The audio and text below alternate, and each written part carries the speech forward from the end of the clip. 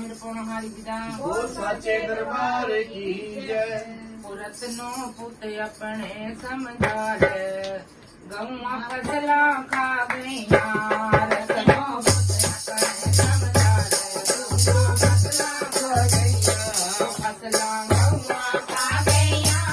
फसला गौआ खा गईया फसला गौआ खा गईया गौआ खा गईया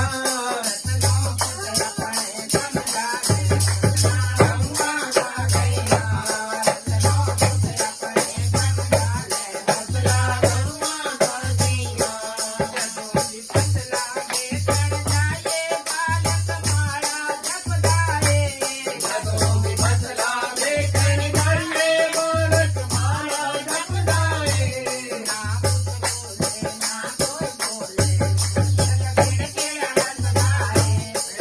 कोई बोले ना बोले बालक गिड़गिड़ हंसदारे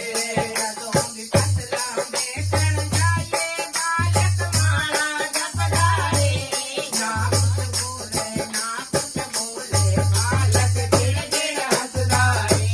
ना तो अपना समझा ले गौआ फसला खा गईया रत्नो पुत अपने समझा ले गौआ फसला खा गईया फसला गौआ खा गईया फसला गौआ खा गईया फसला गौआ खा गईया फसला गौआ खा गईया रत्नो पुत अपना समझा ले गौआ फसला खा गईया रत्नो पुत अपना समझा ले फसला खा गईया करने गए बालक बोंदा हरियो मुझमन कर गेंदा करने गए बालक बोंदा हरियो मुझमन कर गेंदा ना कुछ खांदा ना कुछ पींदा रोटियां खांदी रखदारे ना कुछ खांदा ना कुछ पींदा रोटियां खांदी रखदारे हो रत्नो पुत अपने समझा ले गौआ फसला खा गईया रत्नो पुत अपने समझा ले गौआ फसला खा गईया फसला गौआ खा गईया फसला गौआ खा गईया फसला गौआ खा गईया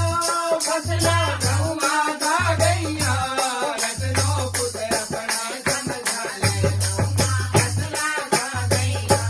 रत्नो पुत अपने समझा ले गौआ फसला खा गईया घोड़ा हेठ टूणा लाया चिमटा धूणे बीच लगाया घोड़ा हेठ टूणा लाया चिमटा धूणे बीच लगाया घोड़ा हेठ टूणा